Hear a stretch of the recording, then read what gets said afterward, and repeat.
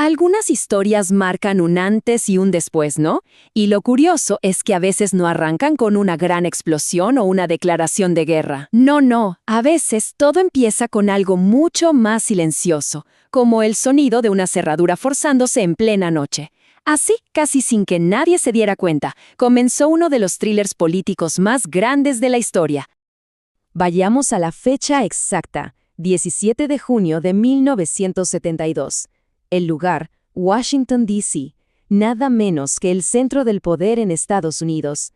Era una noche de sábado, una de esas noches que parece que no va a pasar nada extraordinario, pero claro, estaba a punto de cambiarlo absolutamente todo. Al principio, la policía lo reportó como un robo más, ¿saben? Un allanamiento común y corriente, hasta un poco torpe. Pero, desde el minuto 1, había algo que no cuadraba. Las piezas del rompecabezas simplemente no encajaban. Había algo raro. Bueno, vamos a meternos de lleno en este laberinto. Y para entenderlo, hay que empezar por el principio. Los detalles de ese supuesto robo, que como veremos, de simple no tenía ni un pelo. A ver, ¿qué pasó exactamente? Agarraron a 5 tipos dentro del complejo de oficinas Watergate. Pero ojo, no estaban en cualquier oficina. No, estaban justo en la sede del Comité Nacional Demócrata. Y piénsenlo, estamos en pleno año de elecciones presidenciales. Eso ya olía bastante mal. Además, no iban por dinero, ¿qué va? Estaban cargados con equipo de espionaje. Su plan era instalar micrófonos y sacar fotos de documentos. Y lo más increíble de todo es que al principio esta noticia casi ni se escuchó. Fue como un susurro.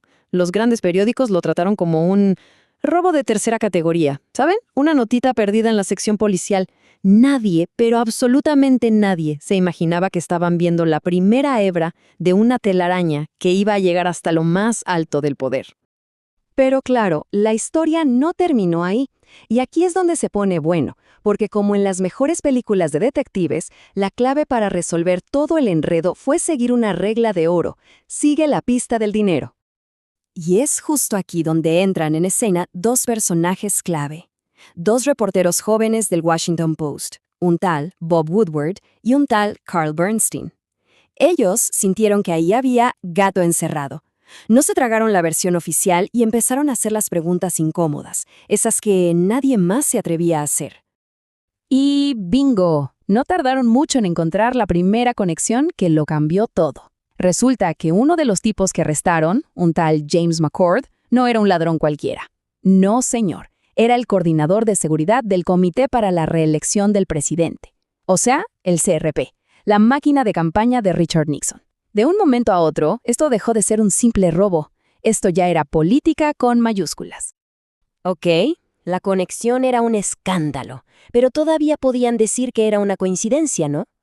Hacía falta la prueba reina. Algo que no se pudiera negar. Y esa prueba llegó en forma de un número: $25,000. Cuando se pusieron a revisar las cuentas, encontraron el camino del dinero. Y era clarísimo.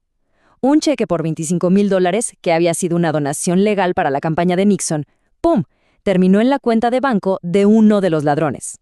Ahí estaba, la conexión era directa. Era una operación de espionaje pagada con la plata de la campaña presidencial.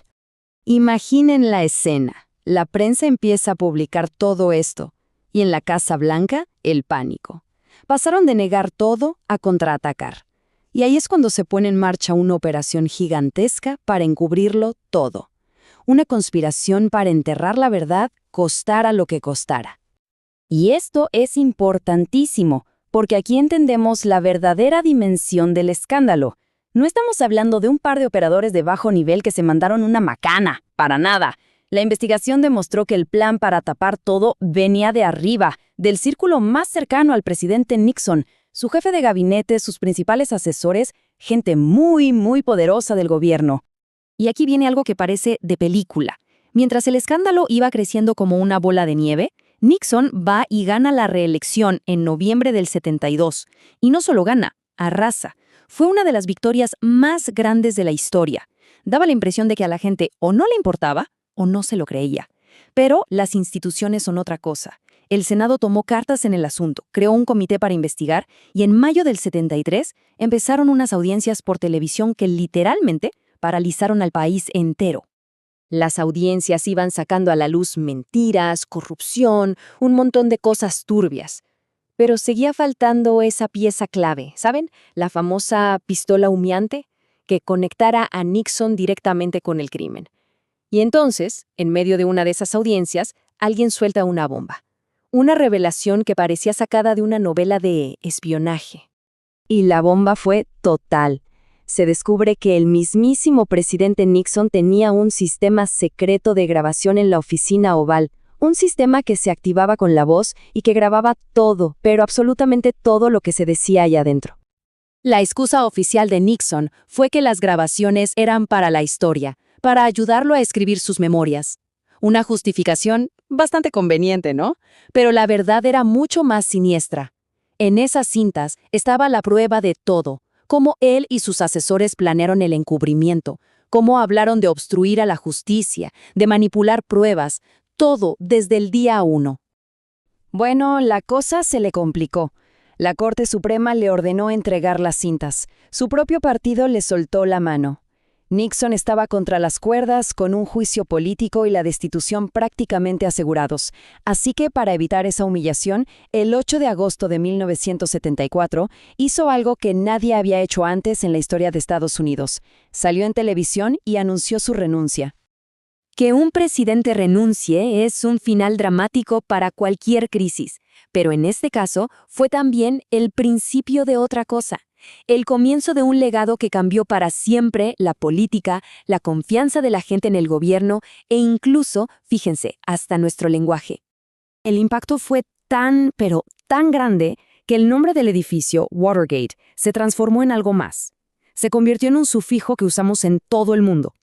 Hoy, cuando escuchamos que a algo le agregan gate al final, ya sabemos de qué se trata. Un escándalo político gigante, casi siempre con un intento de encubrimiento de por medio. Y ojo, que la cosa no se quedó solo en el presidente. La red de conspiración era enorme. Miren nomás los números finales que son para caerse de espaldas. 69 funcionarios del gobierno terminaron acusados, y de esos, 48 fueron condenados o se declararon culpables. ¡Una locura! Y para sumarle más misterio a la historia, ¿qué pasó con la fuente? Esa persona clave que les filtraba toda la información a los periodistas, a la que apodaron Garganta Profunda. Bueno, su identidad fue un secreto total por más de 35 años. Se convirtió, sin duda, en uno de los grandes enigmas políticos del siglo XX. Y cuando parecía que todo terminaba, llegó un giro final, uno muy polémico. A pesar de todas las pruebas que había, Richard Nixon nunca pisó un tribunal. ¿Por qué? Porque un mes después de renunciar, el nuevo presidente, Gerald Ford, le dio un indulto total, un perdón completo que le cerró la puerta a cualquier juicio. Todo esto nos deja pensando, ¿no? El escándalo destapó una Casa Blanca que estaba obsesionada con sus enemigos, dispuesta a usar el poder del Estado para fines políticos. Y eso nos lleva a la gran pregunta. ¿Fue el robo en el Watergate solo un error que sacó a la luz algo mucho más grande? ¿Una maquinaria de abuso de poder que ya estaba funcionando? O, para decirlo de otra forma, ¿fue Watergate solo la punta del iceberg?